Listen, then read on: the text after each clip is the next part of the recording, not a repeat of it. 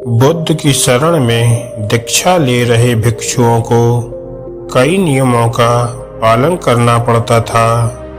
वे किसी के भी घर में 3 दिन से ज़्यादा नहीं रुक सकते थे। यह नियम स्वयं बुद्ध ने बनाया था। उद्देश्य यह था कि उनकी सेवा में लगे लोगों को किसी तरह की कोई तकलीफ ना हो।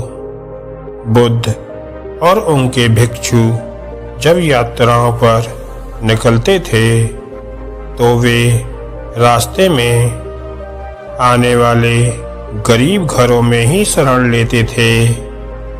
वे इन घरों में अधिकतम 3 दिनों तक रुक सकते थे। 3 दिनों के बाद उन्हें अगली यात्रा पर निकल जाना पड़ता था। एक दिन वे ऐसे ही एक गांव में पहुंचे। बुद्ध और उनके शिष्य अपने रहने के लिए जगह ढूंढ रहे थे। बुद्ध के शिष्य आनंद को एक वेश्या ने अपने घर में रहने के लिए आमंत्रित किया। वह बहुत ही खूबसूरत युवती थी।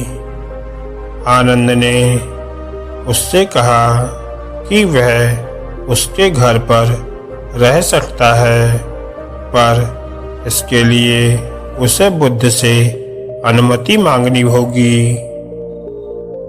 क्या तुम्हें इसके लिए सचमुच अपने गुरु से इजाज़त मांगनी होगी? युवती ने पूछा। नहीं, मैं जानता हूँ कि बुद्ध मेरी बात मान जाएंगे, पर उनसे पूछना एक रिवाज है। आनंद बुद्ध के पास पहुँचे।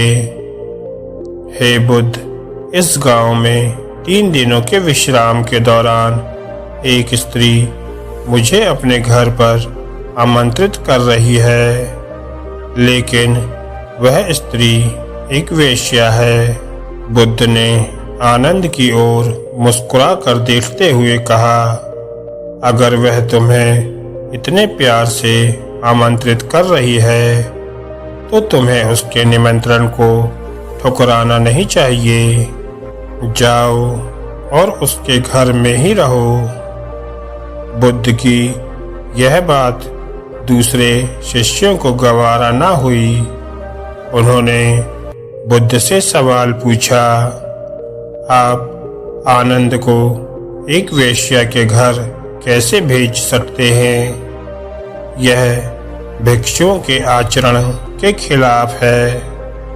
बुद्ध ने जवाब दिया, तुम लोगों को 3 दिनों में अपने सवाल का जवाब मिल जाएगा। सारे शिष्य चुप हो गए।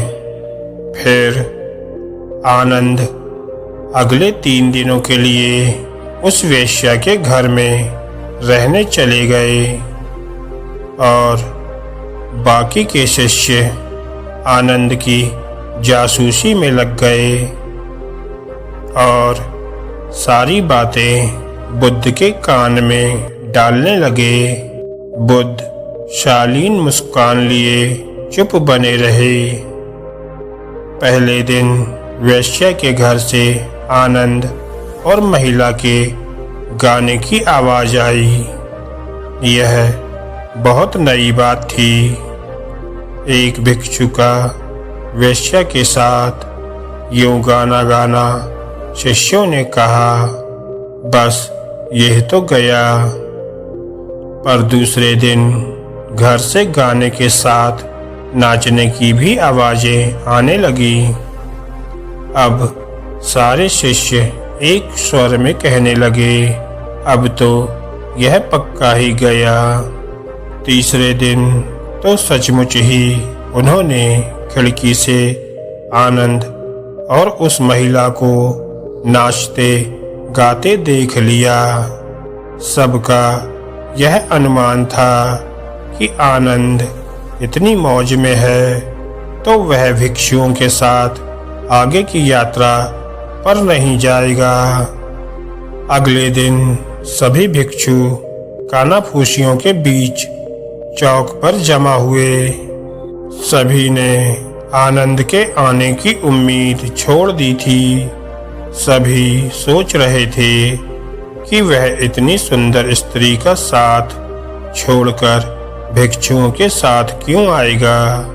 परंतु तभी सबने आनंद को एक सुंदर स्त्री के साथ अपनी ओर आते देखा।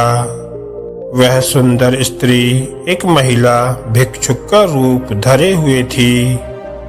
बुद्ध उसे देखकर मुस्कुरा रहे थे, जबकि बाकी के शिष्य आश्चर्यचकित होकर खुले मुंह से आनंद और उस महिला भिक्षुक को ताक रहे थे।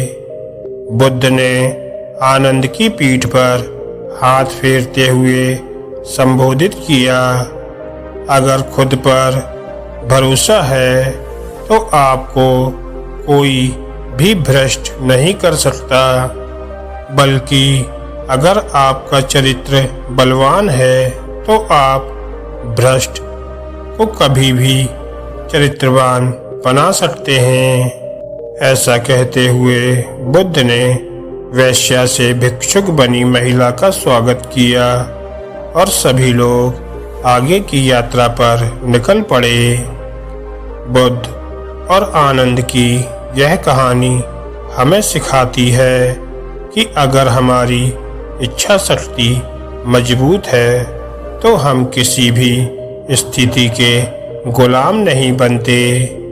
यह बहुत मजेदार बात है कि खोट तो हमारे अपने दिल में होता है और शक हम दूसरों पर करते हैं।